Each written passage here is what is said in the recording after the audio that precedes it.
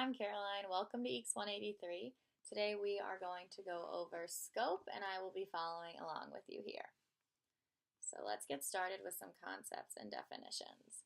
So local variables are those that are defined by functions, and local variables are passed by value, meaning other functions receive a copy of the value, not the variable itself. And so the variable in the original function is unchanged unless it's overwritten. So we're going to do a little example today.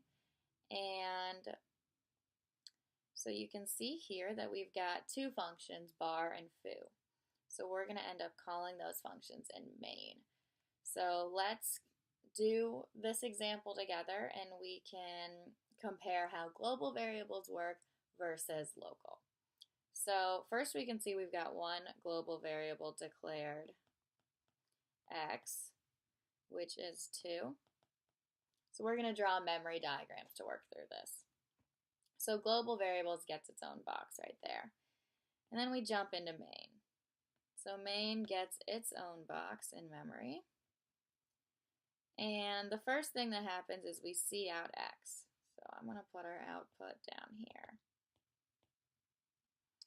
So when we see out x, first thing main's going to do is it's going to look in its own box. And since there's nothing in main's box, there's no x value there. So then we jump into the global variables because that's the next thing it looks to. So we can see that x is 2 in the global variables. So that's what it's going to output there. The next line of code, we've got x equals 183.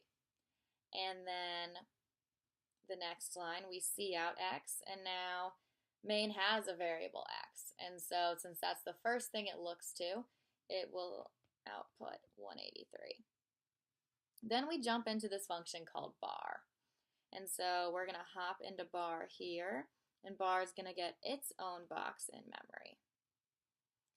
And so the first thing bar does is set the value of x to 5. And so because there's no new declaration of an x value, this is bar actually changing the global variable x from 2 to 5.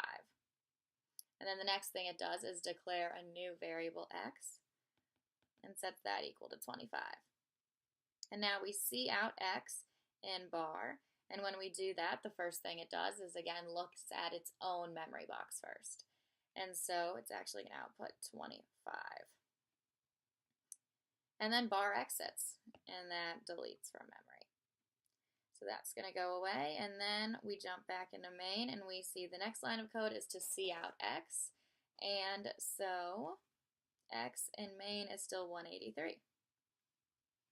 All right, and then last line, we jump into this function foo, and foo gets its own box in memory, but we don't declare anything in it. The only thing foo does is see out x. Since there's nothing in foo, looks to the global variables where x is 5. And then foo will go away, and then main will go away. So we've got 2, 183, 25, 183, and 5. Let's double check that. And here we've got 2, 183, 25, 183, and 5. So that's our lesson on scope for today. Thank you.